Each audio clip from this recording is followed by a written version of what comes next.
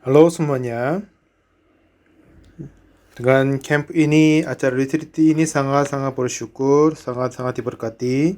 Sebab COVID ini, seluruh dunia sedang berada di dalam kesulitan.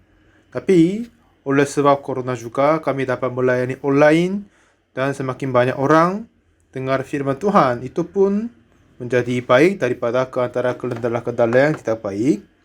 Di antara anda semua, barang siapa yang mendengar firman dari Tuhan, jika hati kita terhubung dengan firman-Nya, firman itu akan dapat mengalahkan semua segala kesulitan daripada kita. Hari ini coba kita baca Yohanes pasal 6 mulai ayat 1 sampai 15. Kita baca. Sesudah itu, Yesus berangkat ke seberang danau Galilea, yaitu danau Tiberias. Orang banyak berbondong-bondong mengikuti dia karena mereka melihat mujizat-mujizat penyembuhan yang diadakannya terhadap orang-orang sakit. Dan Yesus naik ke atas gunung dan duduk di situ dengan murid-muridnya. Dan pasca hari raya orang Yahudi sudah dekat, ketika Yesus memandang sekelilingnya dan melihat bahwa orang banyak berbondong-bondong datang kepadanya, berkatalah ia kepada Filipus, "Di manakah kita akan membeli roti supaya mereka ini dapat makan?" Hal itu dikatakannya untuk mencobai dia, sebab ia sendiri tahu apa yang hendak dilakukannya. Jawab Filipus kepadanya, "Roti seharga 200 dinar tidak akan cukup untuk mereka ini, sekalipun masing-masing mendapat sepotong kecil saja."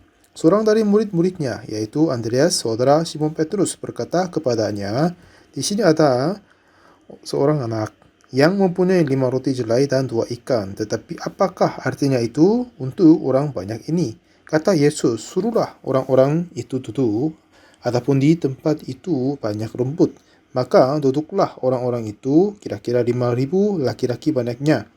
Lalu Yesus mengambil roti itu, mengucap syukur, dan membagi-bagikannya kepada mereka yang duduk di situ. Demikian juga dibuatnya dengan ikan-ikan itu, sebanyak yang mereka kehendaki. Dan setelah mereka kenyang, ia berkata kepada murid-muridnya, "Kumpulkanlah potongan-potongan yang lebih, supaya tidak ada yang terbuang." Maka mereka pun mengumpulkannya dan mengisi 12 bakul penuh dengan potongan-potongan dari kelima roti jelai yang lebih setelah orang makan. Ketika orang-orang itu melihat mukjizat yang telah diadakannya, mereka berkata, "Dia ini adalah benar-benar nabi yang akan datang ke dunia ini." Karena Yesus tahu bahwa mereka hendak datang dan hendak membawa dia dengan paksa untuk menjadikan dia raja, ia menyingkir pula ke gunung seorang diri. Sampai 15 kita baca dulu. Nah, di dalam kehidupan rohani kita ada seseorang terhubung dengan hatinya, itu sangat-sangat penting. Di dalam kehidupan rohani juga. Kemarin saya dengar satu cerita, ada seorang yang buta yang tidak bisa melihat, dia mau berjalan dengan tongkatnya diri, tapi jalan itu masih belum terbiasa, dia mengambil dulu. Dan kebetulan di sana ada yang tanah yang banyak air. Dan sudah ada yang tanah-tanah, sebab itu dia merasa sulit berjalan seterusnya karena tanahnya seperti lumpur. Karena dia sendiri orang buta, bagaimanapun dia berusaha melepaskan diri daripadanya, tidak bisa keluar dari lubang-lubang kayak tertutup dengan lumpur. Waduh, memang ini sedih sekali. Dia tidak menjadi lihat, tetapi ini kesulitan yang tidak bisa tahan dia. Ini sudah menjadi dekat dia, lalu dia menjadi capek sekali, dan masih belum bisa dia bebaskan diri daripada keadaan-keadaan itu. Jadi dia hanya berdiri, tidak bisa melakukan apa-apa. Lalu kebetulan dia dengar ada suara orang. Oh, dia ada orang yang datang. Jadi orang buta ini berkata, "Halo, halo, saya tidak tahu Anda, tapi aku ini adalah seorang buta, tidak bisa melihat. Aku tidak bisa cari jalan, dan sekarang ini saya mau keluar dari lumpur ini. Coba Anda bantu saya keluar daripada sini. Tolong bantu," dia berkata. Lalu ada seorang di sana berkata, "Iya, jika saya bisa membantu itu bagus. Tetapi aku sendiri adalah lumpuh. Ya, tidak timpang, saya tidak bisa berjalan. Jadi saya juga nggak tahu apa yang harus melakukannya." Lalu seorang yang buta ini merasa sedih setelah dengarnya. Waduh, setelah saya ketemu orang, kemungkinan saya keluar dari tanah liat ini. Tetapi setelah menjadi malam, bagaimana aku keluar dari sini? Tiba-tiba dalam pikirannya, orang buta berpikir apa? "Oh yo, Anda adalah seorang lumpuh? Oke, baik. Kalau begitu Anda tidak bisa berjalan, tapi masih bisa lihat, ya kan?" "Oh iya, mataku sudah melebar, bagus sekali."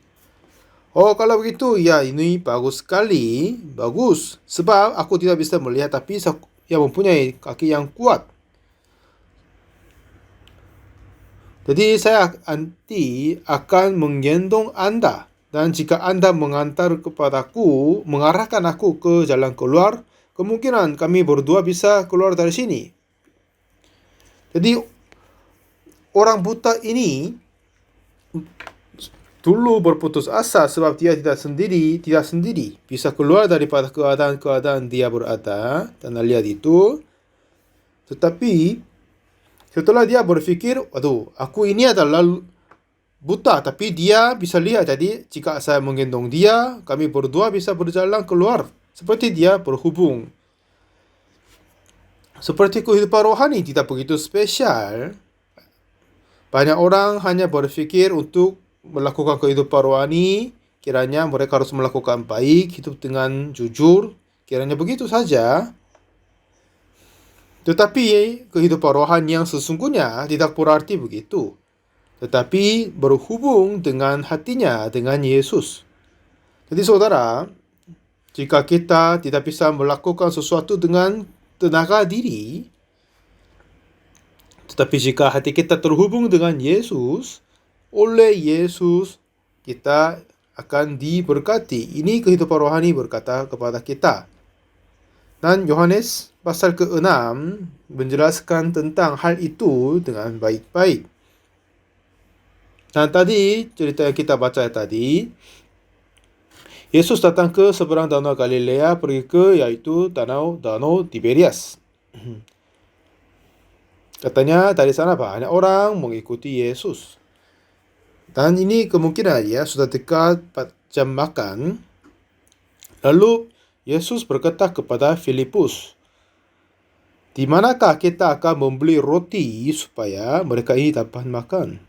Lalu Filipus menghitung secepat-cepatnya dan memberi jawab, "Roti seharga 200 dinar tidak akan cukup untuk mereka ini, sekalipun masing-masing mendapat sepotong kecil saja."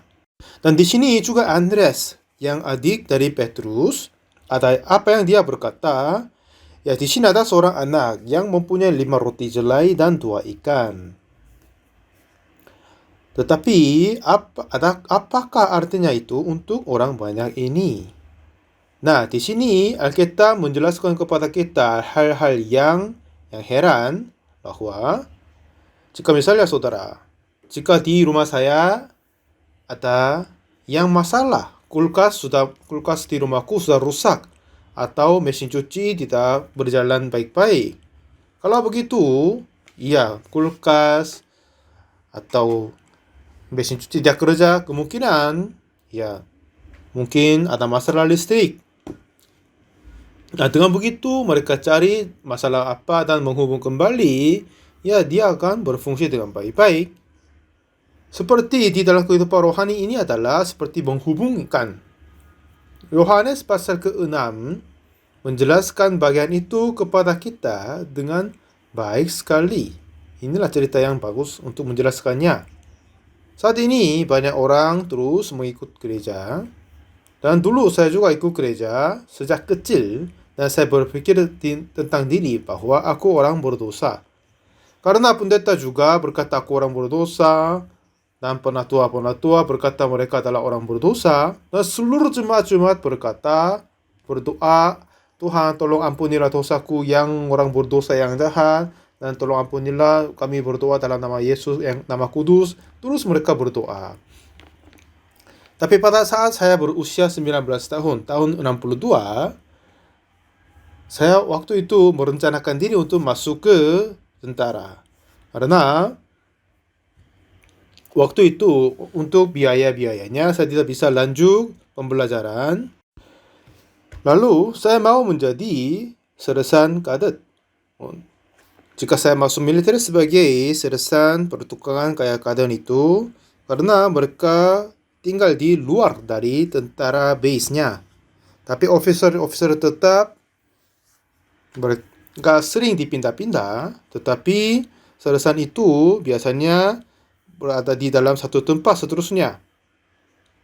Dan itu bagus, dan juga gajinya cukup baik. Dan waktu itu saya berpikir, ya dengan itu saya mungkin akan kuliah malam. Setelah itu lulus dan setelah selesai untuk militer, kemungkinan akan dapat pekerjaan yang baik, saya pikirnya. Waktu itu memang sersan kadet itu biasanya diterima semua, tetapi oleh sebab dipatah sedikit gigi depanku, saya gagal. Jadi seperti begitu, apa saja yang saya kerjakan, semuanya tidak akan berhasil. Jika saya berfikir ulang tentang itu, Tuhan mengalahkan segala pekerjaanku biar panggil aku kepada Dia, biar saya kerja dalam Tuhan. Tapi apa saja yang aku melakukan, semuanya gagal. Semuanya tetap gagal. Ya, aku gagal sersan kadet. Saya kira aku ini adalah bodoh sekali. Dan saya nggak tahu apa yang saya harus melakukan untuk hidupnya. Tapi setelah itu saya mulai membaca Alkitab. Dan juga saya sendiri pengaku dosa sebelum saya ikut gereja. Terus membaca Alkitab, lalu mengaku dosa dan untuk meminta ampun. Tapi satu ketika saya menemukan firman Tuhan berkata, Tuhan telah mengampuni dosaku. Seperti Roma pasal ketiga ayat 23. Semua orang telah berbuat dosa dan telah kehilangan kemuliaan Allah. Nah, jadi orang sudah berdosa dan kehilangan kemuliaan Allah. Aku juga berdosa. Jadi saya sendiri adalah orang berdosa. Tapi ayat 24 yang heran adalah ayat yang langsung berikut itu berkata, dan oleh kasih karunia telah dibenarkan dengan cuma-cuma karena penebusan dalam Kristus Yesus. Oh iya, Yesus telah menebus kita dan menyelamatkan kita oleh kasih karunia. Telah dibenarkan. Ya, katanya telah dibenarkan dengan cuma-cuma oleh kasih karunia. Ya, inilah firman Tuhan yang luar biasa. Ya, Tuhan telah membiarkan Yesus menebus dosa kita dengan mati atas kayu salib. Dengan itu mengampuni semua dosa kita. Jadi walaupun kita tidak kerja apa-apa, tetapi Tuhan telah membenarkan kita dan kita sudah menjadi orang-orang yang dibenarkan oleh Tuhan. Kalau begitu, ya, jika Tuhanlah yang membenarkan, kita sudah dibenarkan. Amin. Jika Tuhan menghapus dosaku telah dihapuskan. Ini lalu apa yang saya sadar. Ya, Tuhanlah yang membenarkan. Ya, itu sudah tetap benar. Siapa yang berkata yang lain? Tapi yang lain heran adalah setelah itu saya berobrol banyak orang tentang hal firman Tuhan ini. Banyak orang sudah tahu Roma 3 ayat 23. Semua orang telah berbuat dosa dan telah kehilangan kemuliaan Allah. Dan mereka bilang, iya, aku memang orang berdosa, pasti. Tapi ayat 24 ini katanya sudah jauh berbeda, kan? Dan oleh kasih karunia telah dibenarkan dengan cuma-cuma karena penebusan dalam Kristus Yesus. Karena Yesuslah yang menebus kita dari dosa. Kan? Penebusan ini adalah membeli dengan pembayaran ya kan? Jadi dia menerima kita dan selamatkan kita. Sebab Yesus telah menebus kita. Walaupun kita tidak bisa melakukan, tidak berbuat apa-apa yang baik, tapi Tuhanlah yang membenarkan. Tuhanlah adalah hakim. Jika dia berkata membenarkan, kita sudah dibenarkan. Dan yang heran adalah setelah saya bertemu dengan banyak orang-orang yang percaya Yesus, yang sayang sekali, mereka semua tahu ayat 23, tapi masih ada yang banyak, ya, hampir semuanya tidak tahu ayat 24. Dengan firman ini, saya menyaksikan pada banyak orang bahwa dosa kita telah dihapuskan. Nah, di sini apa masalahnya adalah memang listrik tetap disampaikan kepada kita di rumah masing-masing sepanjang tahun. Tapi jika kita mau menggunakan alat listrik, harus masukkan ke dalam colokannya, kan? Walaupun listrik yang sudah disediakan di rumah, tetapi yang tidak terhubung dengan listrik, listrik ini tidak dapat bekerja.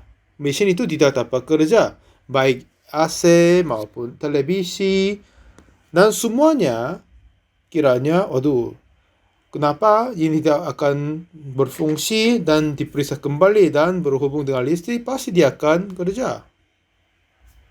Jadi, jika kita berkata lagi, jika sudah ada yang listrik, dan juga ada yang televisi, ada yang baik-baik,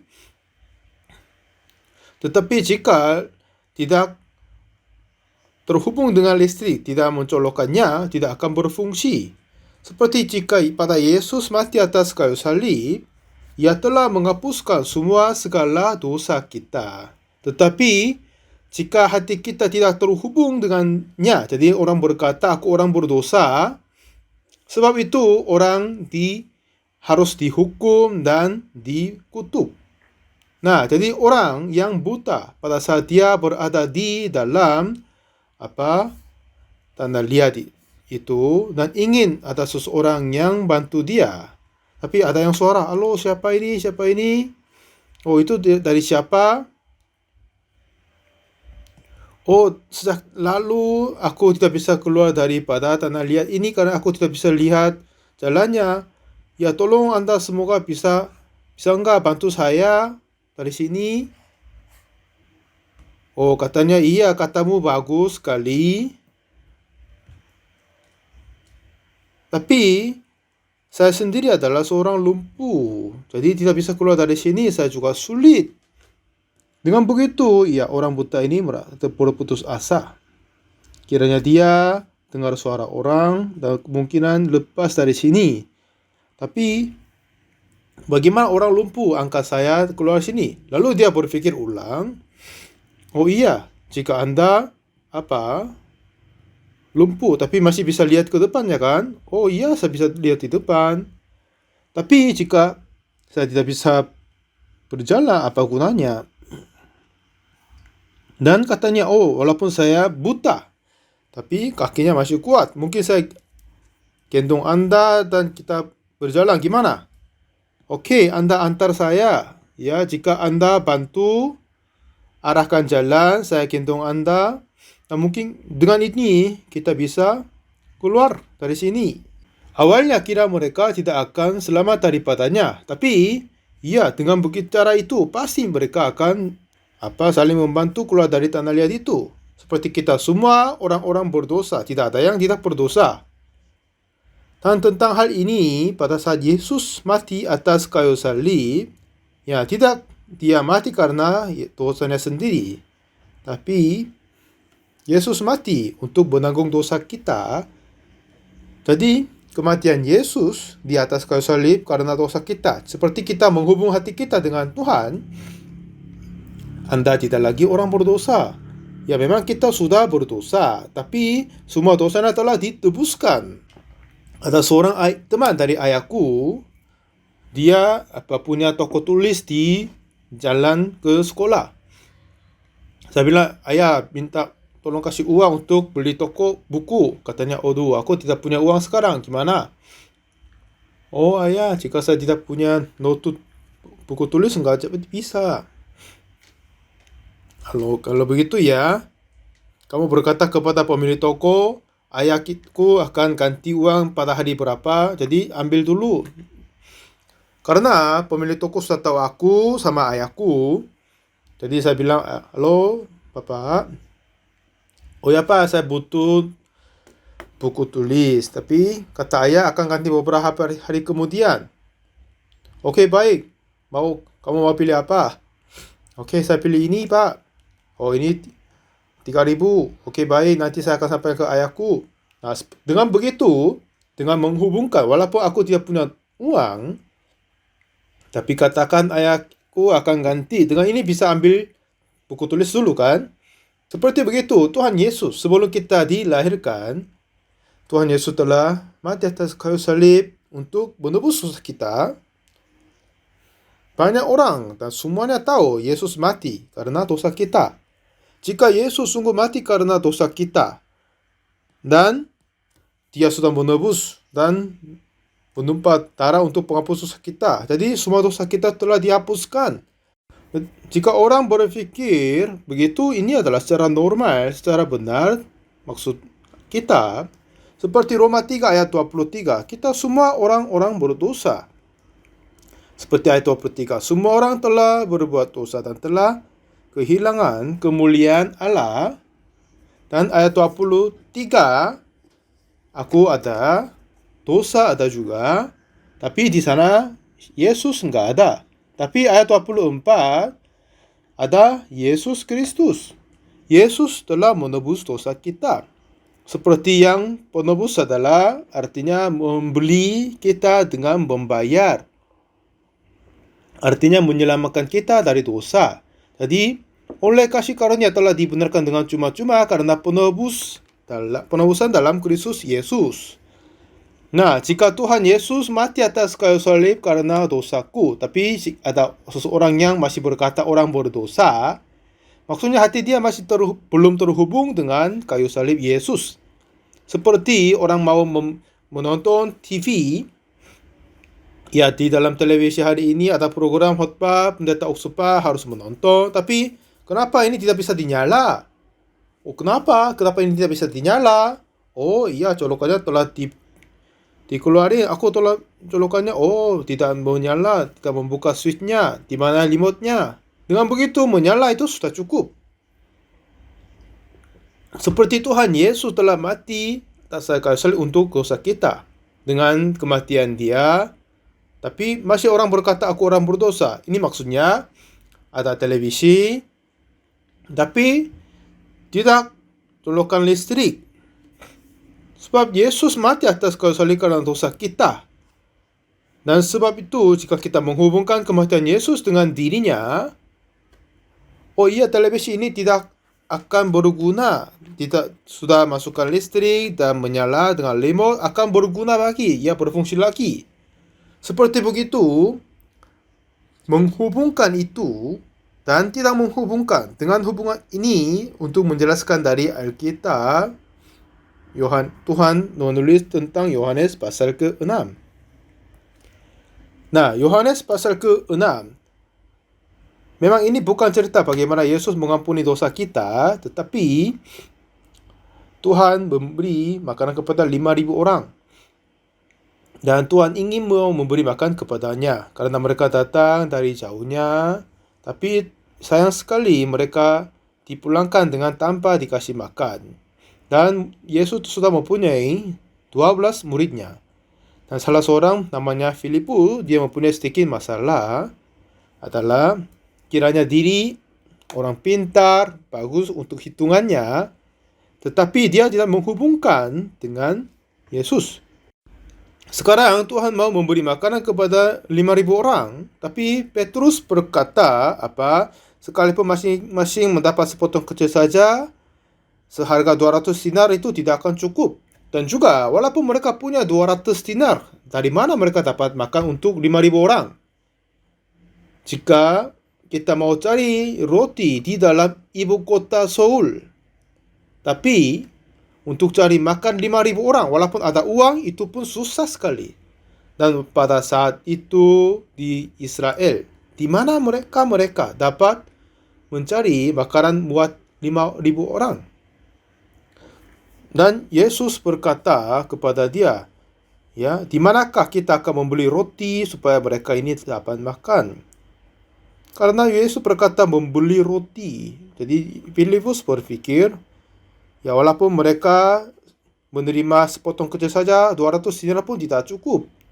Jadi dia menghitung, tetapi itu bukan solusi yang tertentu, terbaik untuk memberi makan. Tapi apa yang Andreas berkata, di sini ada seorang anak yang mempunyai 5 roti jelai dan 2 ikan. Tetapi apakah artinya itu untuk orang banyak ini? Nah, kenapa Andreas berkata hal ini kepada Yesus? Karena Yesus adalah, walaupun dia hanya mempunyai 5 roti jelai sama 2 ikan saja, tapi dia sudah berkuasa atas memberi makanan semuanya 5.000 orang. Jadi Yesus mau mencobai Filipus. Mencobai apa? Apakah kamu sudah melihat banyak kali saya mengadakan mujizat, kan? Yesus telah membuat anggur dari air biasa, itu pun dilihat oleh Filipus. Dan Yesus menyembuhkan banyak orang. Dan yang lain-lain, ya, Filipus sudah menyaksikan banyak sekali. Nah, seperti begitu, Yesus sudah memberitahukan kepada Filipus bahwa dia sudah berkuasa. Satu ketika, Yesus datang ke Betania. Dari sana, ada yang Lazarus yang mati di Betania. Dan Yesus sudah mempunyai kuasa untuk menyembuhkan Lazarus dan membangkitkannya. Tetapi hati Maria dan Marta, mereka percaya Yesus akan sembuhkan Lazarus yang sedang sakit. Tetapi mereka tidak percaya Yesus bisa bangkit kakaknya yang mati. Jadi Maria dan Marta, mereka merasa sedih sekali.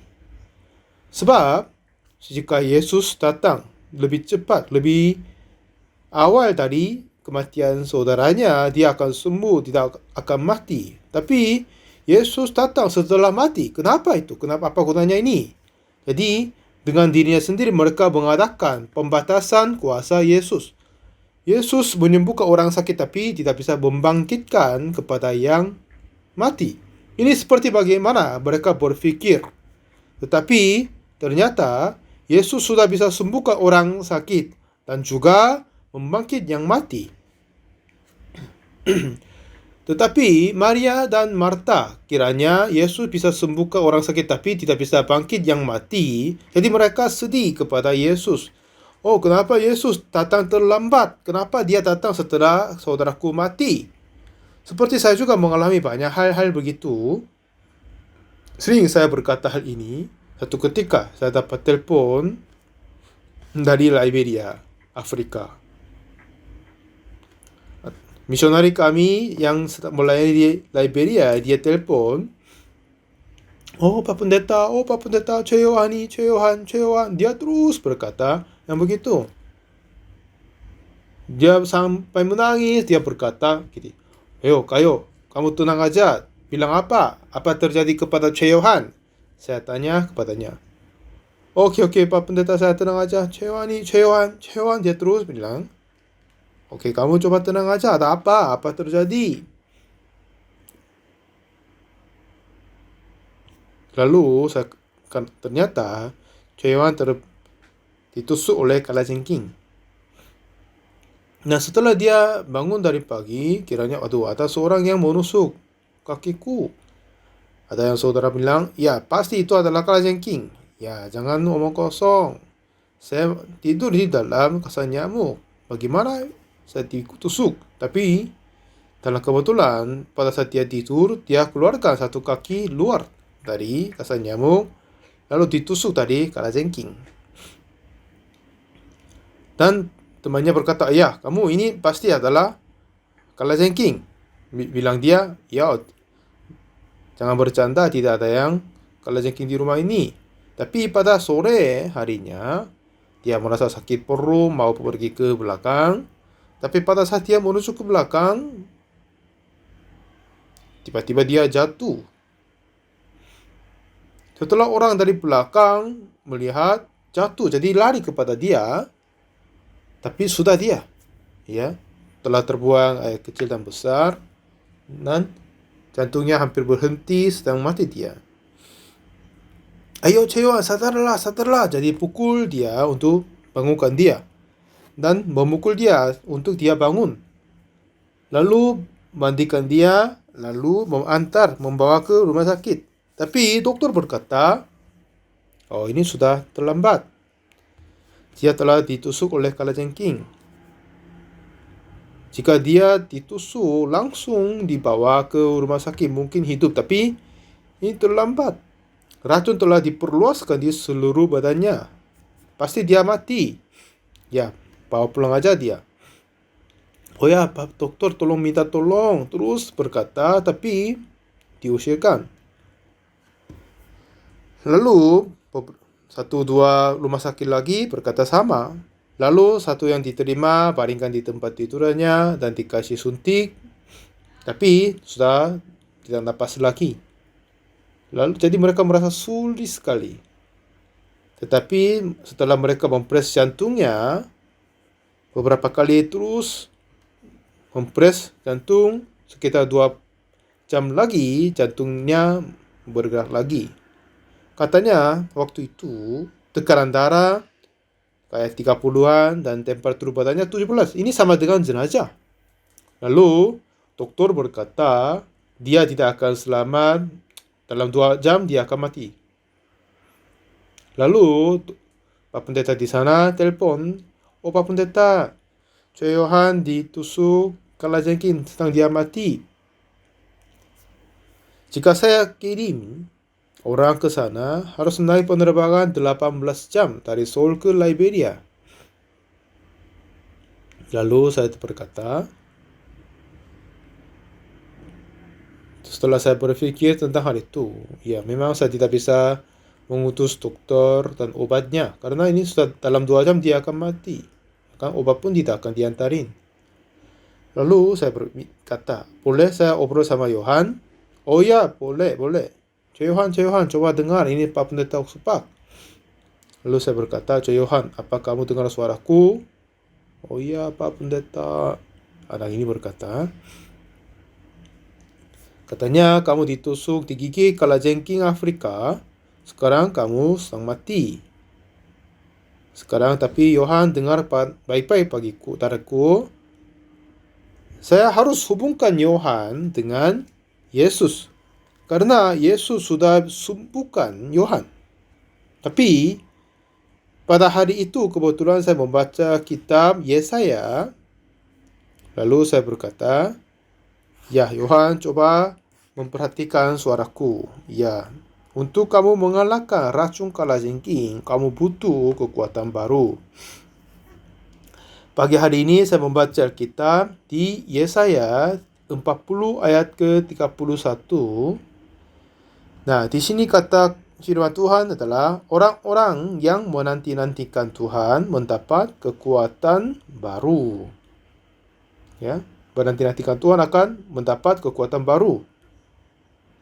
Mereka seumpama Raja Wali yang naik terbang dengan kekuatan sayapnya. Seperti kekuatan yang besar akan terima mereka. Dan mereka berlari dan tidak menjadi lesu. Mereka berjalan dan tidak menjadi lelah. Seperti begitu, jika Tuhan memberi kekuatan baru, pasti begitu. Ya, jika pertandingan maraton, tahu firman Tuhan ini betapa indah bagi dia kan? Ya, jika dia lari tidak akan lesu, jika berjalan tidak menjadi lelah. Nah, memang ini adalah firman Tuhan. Cheohan, ya, kitab suci firman Tuhan, di dalam kitab suci semuanya ditulis dengan tangan manusia, tetapi apa yang mereka tulis dari dengar suara dari Tuhan. Memang yang tulis adalah manusia, tapi siapa yang menulis sesungguhnya adalah Tuhan. Tuhan tidak sama sekali berbohong.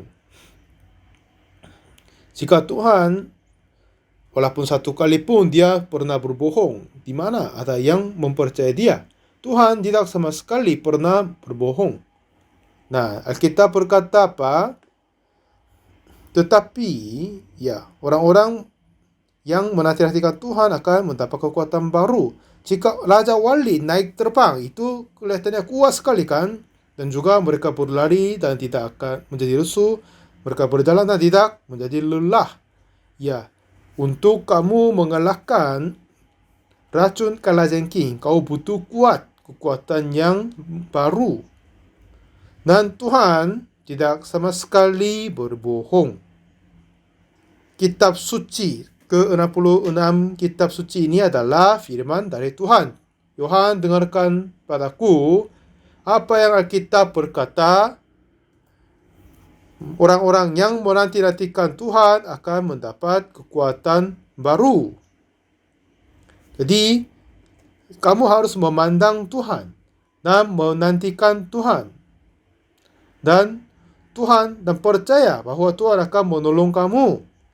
Tuhan tidak sama sekali berbohong. Pasti Tuhan akan memberi kekuatan baru.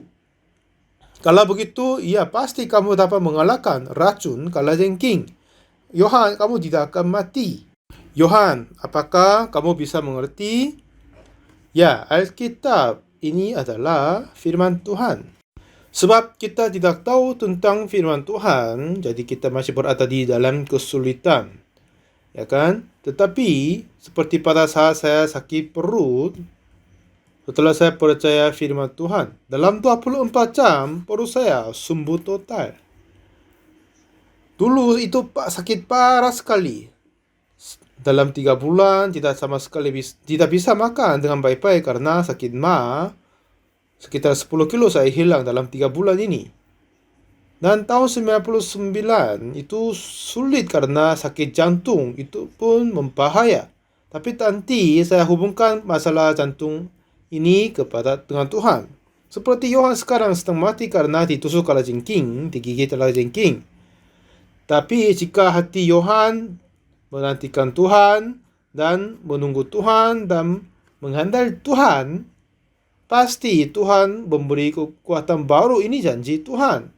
Ya, Yohan, ini adalah firman Tuhan. Tuhan tidak sama sekali berbohong. Jika Tuhan minimal 1 kali pun dia berbohong, siapa yang mau percaya Tuhan? Tuhan tidak sama sekali mau berbohong. Jadi kamu coba mempercayai Tuhan dan menantikan Tuhan, menunggu Tuhan, mencari Tuhan. Pasti Tuhan akan mencari kekuatan baru. Dengan ini kamu dapat mengalahkan racun kalajengking. Dokter berkata dalam 2 jam anak ini akan mati. Tetapi pada saat Yohan berpikir pada akhir waktunya, dia mengingat kembali gambar pada saat dia pergi ke Afrika dari Dallas, Amerika. Ayahnya antar dia dan selama jalan sambil memeluknya. Dia mulai berpikir begitu. Ya, sebelum saya mati, saya mau ketemu ayah terakhir kali dipeluk olehnya. Tapi apakah itu mungkin jadi enggak? Enggak jadi. Ini bagaimana pikirannya. Lalu saya telepon, Yohan, dengar padaku. Ini bukan kata saya sendiri, tapi firman Tuhan. Tuhan tidak sama sekali berbohong. Jika kamu menanti-nantikan Tuhan, Tuhan pasti akan memberi kekuatan baru. Nah, seperti begini. Seperti ada televisi, ada banyak televisi, tetapi tidak berfungsi. Tapi coba hubungkan dengan listrik. Coba colokkan listrik, lalu menyala sinyal. Kalau tidak dinyala, memang rusak. Jika televisi tidak rusak, jika mencolokkan listrik dan menyala, pasti ini berfungsi dengan baik-baik. Ada videonya keluar. Seperti dengan menghubungkan listrik bisa berfungsi. Karena Yesus sudah hidup. Dan jika seseorang percaya dia dan janjinya, Yesus tidak sama sekali berbohong. Selama 15 menit saya jelaskan ini kepada Yohan. Yohan, kamu harus menanti-nantikan Tuhan ya. Jawabnya, oh iya Pak Pendeta. Dia berkata, oke baik, aku akan mundur dulu. Ya, kamu harus bangun cepat-cepat ya. Dengan begini saya putuskan telepon. Lalu saya telepon ke Dallas di Amerika, karena di sana pendeta di situ katanya Choi Hwan sekarang digigit kalajengking Afrika setengah mati dia. Ya, jemaat-jemaat di Dallas tolong berdoa untuk dia. Aku akan berdoa juga. Lalu kasih tahu kepada orang tua Yohan biar tahu ini dan biar mereka berdoa juga. Lalu saya teruskan telepon lagi. Nah, mulai saat itu Choi Yohan berpikir dan mempunyai iman bahwa orang-orang yang menanti-nantikan Tuhan akan mendapat kekuatan baru. Oh iya, Tuhan, aku menantikanmu Tuhan. Tuhan, tolong memberi kekuatan baru. Terus dia berdoa lalu tertidur. Dengan mendalam dia tertidur lagi. Setelah menjadi pagi-pagi, setelah suster-suster di tanggung jawab malam itu dalam pengantuk, dia datang kepada orang ini. Ya, mungkin orang yang sakit ini mungkin mati saat ini. Saya harus lapor ke dokter. Lalu dia datang. Yang heran terjadi adalah tekanan darah menjadi tinggi sekarang. Lalu dia terkaget. Lalu dia lari kepada dokter dan lapor kepada dokter. Dokter, tolong buka pintunya. Ada mujizat terjadi. Ada apa? Coba keluar di sini. Lalu dokter lihat kaget juga. Suster, kamu buat apa? Apa yang melakukan? Aku tidak melakukan apa-apa, suster bilang. Dan besok pagi Yohan bangun dari tidur. Gimana kabarnya? Aku baik-baik, katanya. Waduh, kemarin kamu pingsan, hilang jatuh. Oh ya? Lalu dokter datang. Katanya dia harus menulis sesuatu apa yang dia mengobati kepadanya. Tapi mereka tidak melakukan apa-apa. Tidak ada yang tulisnya, katanya. Lalu Cheon berkata, coba tulis, Tuhan kerjakan. Ya, mungkin dokter berkata atau tidak, nggak tahu. Tapi ya, kakinya membusuk seperti begitu. Setelah ditusuk, membusuk sepertinya. Setelah sekarang sudah sembuh semua. Ya, seperti Tuhan kerja. Nah, lalu sekarang dia menikah dengan gadis yang cantik. Lalu sudah menjadi ayah dari 3 anak. Anak-anak mereka, iya, cantik sekali juga kan? Nah, bersyukur bagi Tuhan. Semakin banyak saya berpikir, makin bersyukur. Jadi, yang penting adalah di dalam dunia hati kita ini, ya, aku mau menikah perempuan yang cantik ini. Kalau begitu, aku menghubungkan dengan dia dengan hati. Seperti jika kita menonton iklan-iklan makanan, oh ya, mau makan seperti begitu terhubung. Seperti televisi terhubung dengan listrik.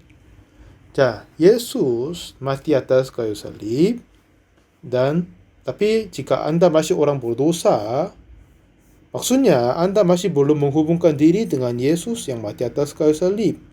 Oh iya, Yesus sudah mati atas kayu salib. Ini apa kata Tuhan sudah tertulis di dalam Alkitab. Dan jika Tuhan mengampun dosaku di atas kayu salib, dosaku telah dihapuskan. Ini bagaimana kita menghubungkan kayu salib dengan dosa kita. Nah, jika kita percaya begitu, dosanya sudah dihapuskan, diampuni. Tapi ada seseorang berkata, aku orang berdosa. Ya, memang kita orang-orang berdosa. Tetapi darah Yesus yang mati atas kayu salib untuk dosa kita masih ada, ya kan? Tapi jika kita menghubungkan diri dengan Yesus, dosa kita telah dihapuskan. Tapi orang tidak menghubungkannya. Yang ini masalahnya. Satu ketika, ya minta maaf, saya dikena denda karena menyetir mobil cepat. Lalu saya membayar untuk dendanya. Nah, setelah 1 tahun kemudian, seorang polisi kabar, katanya, kenapa Bapak tidak membayar denda? Oh, aku sudah bayar, saya bilang. Katanya, tidak, Bapak tidak bayar. Lalu saya merasa agak marah.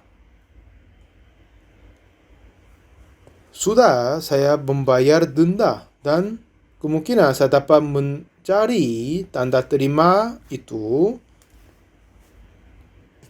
jika saya menemukan tanda terima denda itu dan siapa yang terima uang ini, dia adalah yang jahat. Jadi saya mencari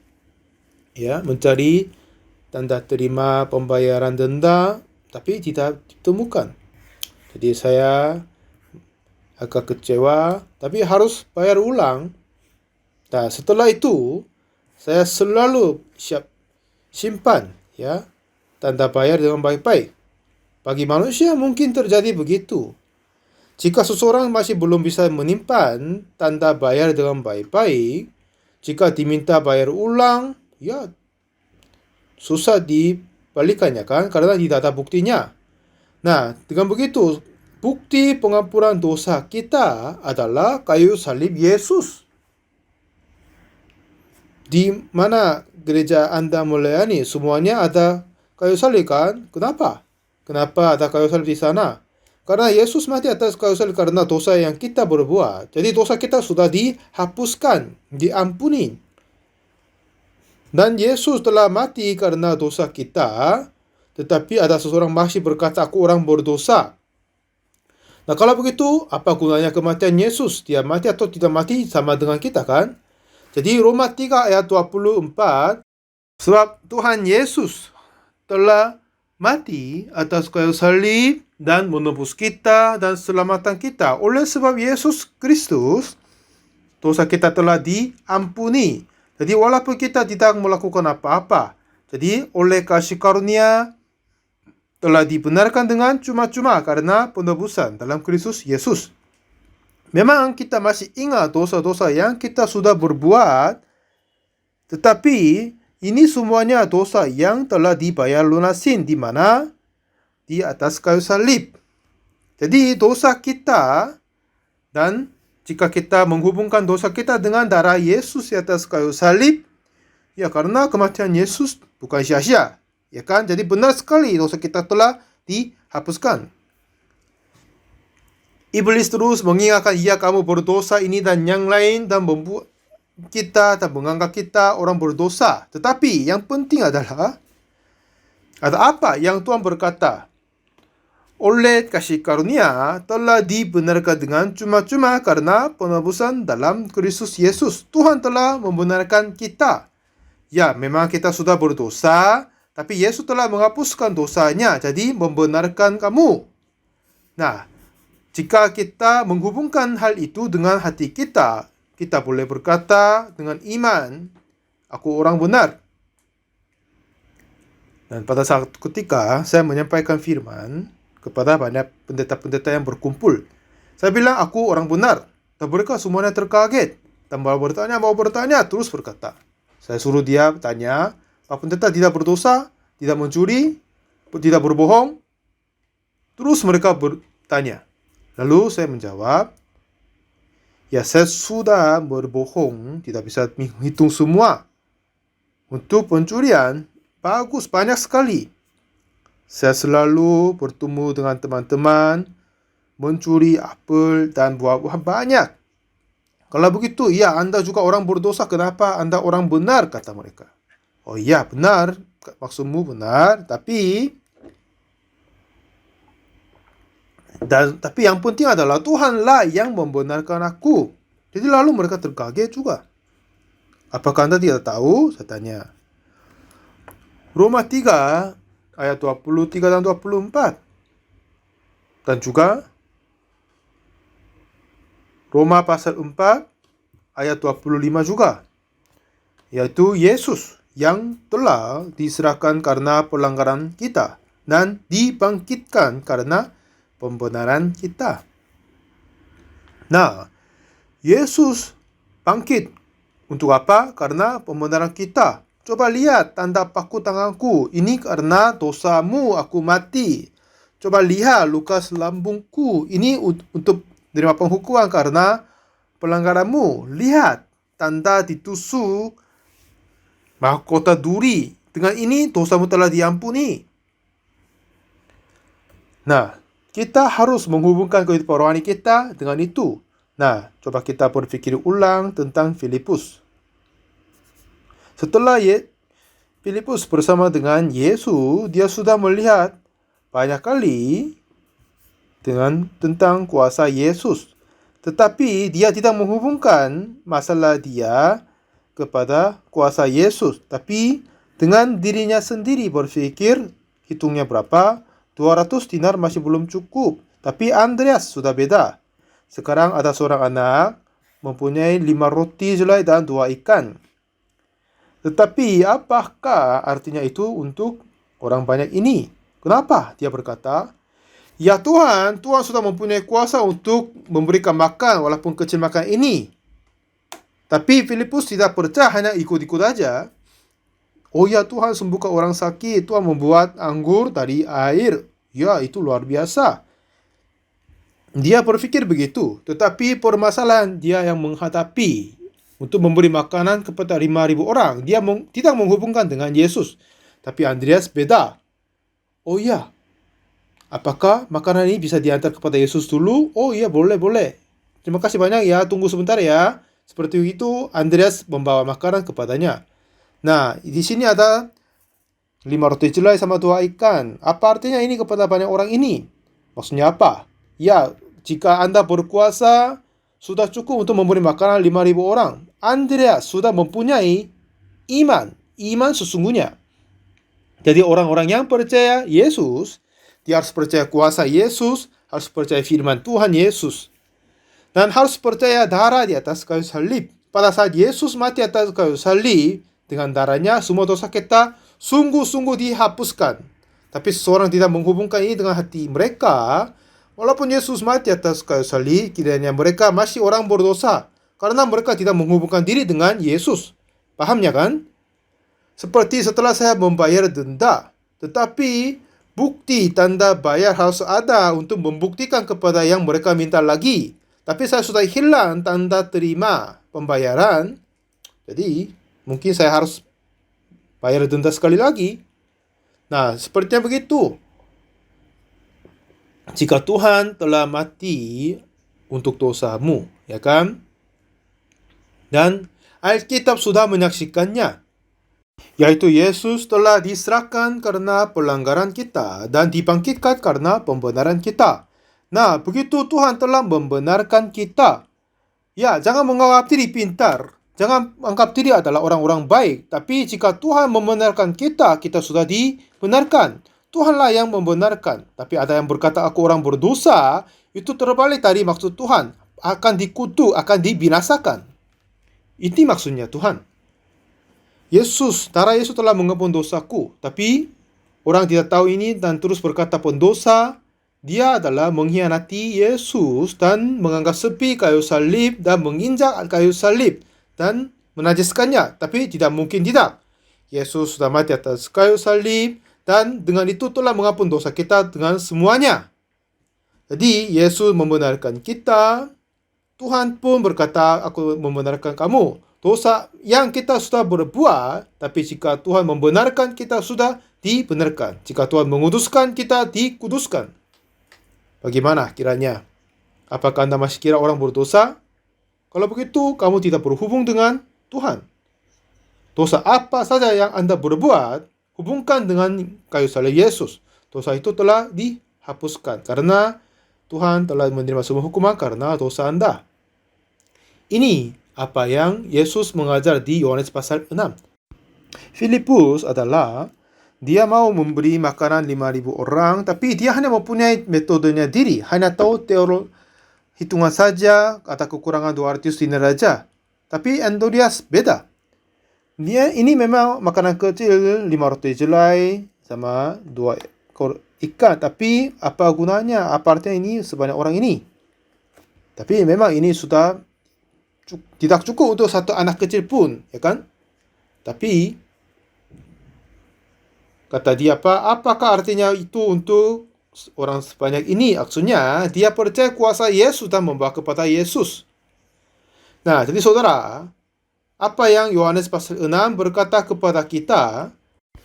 Bukan yang Tuhan Yesus sudah mempunyai kuasa memberi makanan kepada 5.000 orang dengan 5 roti jelai dan 2 ikan. Bukan.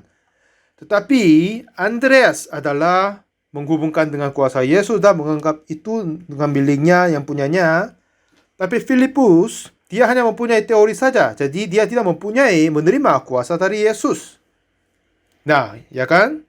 Sebab itu Yesus berkata, dosa apa yang Anda perbuat, dosa berapa banyak pun Anda sudah berbuat, tapi jika kita menghubungkan dosa diri dengan kayu salib Yesus dan darah Yesus, dosa Anda telah ditebuskan. Inilah yang benar sekali. Coba mengucap amin. Amin. Amin. Ya, baik sekali. Ini yang kita percaya. Nah, jika Yesus, seperti yang sering saya berkata begitu, banyak orang saya ketemu, dan jika Yesus ketemu orang-orang sakit, dia terus sembuhkan orangnya. Ya, jika orang sakit sekarang ini, jika hatimu telah terhubung dengan Yesus, Yesus yang sembuhkan orang sakit 38 tahun akan sembuhkan aku. Amin. Percaya. Ya, seperti begitu saya usahakan dia hubungkan dengan Yesus, penyakitnya sembuh. Yang Yohan sedang mati karena racun, tapi dia hidup, selamat. Dokter berkata tidak akan kemungkinan dalam 2 jam dia akan mati. Tapi Yesus sudah luar biasa, sudah bisa mungkin kepada semuanya. Dan saya sudah menyaksikan banyak orang yang sempat mati tapi hidup karena Yesus. Tapi sekarang Anda hanya mempunyai teori-teori saja, jadi tidak bisa percaya begitu. Tetapi, seperti Filipus, kita melihat atau membaca kerja Yesus tapi tidak menghubungkan diri. Tetapi Andreas, dia setelah melihat kuasa Yesus yang membuat anggur dari air biasa, dia sudah cukup membuat makanan dari walaupun makanan kecil ini. Untuk Yesus sudah cukup. Yesus yang mengampun dosa Paulus. Yesus dan mengampun dosa pendeta Uksupak. Sudah mengampun dosaku juga. Inilah apa yang kita percaya Yesus. Tapi ada beberapa orang berkata, ya Tuhan, aku orang berdosa, bilang. Maksudnya apa? Maksudnya orang ini adalah kematian Yesus sudah sia-sia, gagal. Yesus mati tapi tidak mengampun dosa. Maksudnya Yesus gagal. Bisa enggak? Enggak mungkin kan? Yohanes 6 mengajar apa? Jika seseorang mempunyai masalah apa saja, tapi hati mereka terhubung dengan Yesus dan tidak. Apa perbedaan mereka? Itu yang mengajar oleh Yohanes pasal 6. Dan seperti memberi makanan 5.000 orang dan juga banyak permasalahan-permasalahan kita akan menerima, menghadapi. Tapi setiap kali jika menghubungkan masalah ini dengan Yesus Kristus, pekerjaan yang luar biasa akan terjadi. Yesus akan bekerja. Mari kita hubungkan dengan Yesus dan percaya. Yesus sudah membayar lunas semua dosa kita dengan kematian di atas kayu salib. Dengan itu telah mengampun semua dosa kita. Amin. Jadi saudara, di pengadilan ada yang hukuman yang paling berat. Maksudnya, hukuman terberat adalah hukuman mati. Hukuman tertinggi adalah hukuman mati. Nah, tidak ada yang hukuman lebih berat daripadanya. Dan jika seseorang menerima hukuman mati, semua dosa dia telah berbuat itu sudah selesai. Seperti ada seorang membunuh 1 orang atau 10 orang. Ya, jika dia menerima hukuman mati, sudah selesai semua. Jika dia membunuh 1.000 orang, tidak ada hukuman yang lain lebih berat dari hukuman mati. Jadi, Tuhan Yesus mati untuk 1 orang atau mati untuk semua orang di dunia. Tapi dengan satu kematian, Yesus telah mengampun semua dosa dunia. Semoga Anda semua percaya firman ini. Kalau begitu, dengan begini hati kita terhubung dengan kayu salib Yesus. Ya, kita berdosa tapi Yesus mengampuni di atas kayu salib. Jadi aku disucikan, dibenarkan, dan percaya begini adalah iman yang sesungguhnya.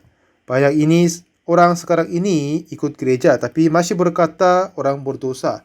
Inilah yang menyakiti hati Tuhan. Yesus telah menumpah darah dan mengampuni dosa kita. Tapi kalau begitu maksudnya mereka kematian Yesus sudah gagal. Ini menganggap sepi Yesus, mengabaikan Yesus, menganggap kematian Yesus sia-sia. Tapi tidak, sama sekali tidak. Yesus sungguh mengampuni dosa kita. Apakah Anda sudah percaya? Apakah Anda sudah menjadi orang benar? Yang percaya, tolong kasih tanda ini. Ya, baik. Anda semua yakin pembenaranmu? Ya, tolong percaya begitu. Jangan hanya percaya seperti itu saja, tapi Yesus berkata akan menyertai dengan kita sampai akhir zaman. Jika masalah apa saja yang kita menemukan dan hubungkan Yesus, serahkan kepada Yesus. Yesus pasti akan kerja dengan baik-baik dan selesaikannya. Terima kasih banyak, kita berdoa. Tuhan, Bapa kami yang kudus, kami mengucap syukur bagimu Tuhan. Iblis menipu kami, walaupun Yesus mati atas kayu salib dan mengampuni dosa kami, tapi kami terus berkata orang berdosa, biar kami tidak akan melepas dosa kami. Tapi melalui retreat ini, biar semua orang menerima pengampunan dosa dan tidak ada yang susah karena dosa. Tolong membantunya biar mereka tidak percaya pikiran diri, tapi biar mereka percaya Tuhan berkata membenarkanmu, biar mereka menerima pengampunan dosa dan hidup berbahagia. Terima kasih banyak, dalam nama Tuhan Yesus kami berdoa. Amin. Terima kasih banyak semuanya.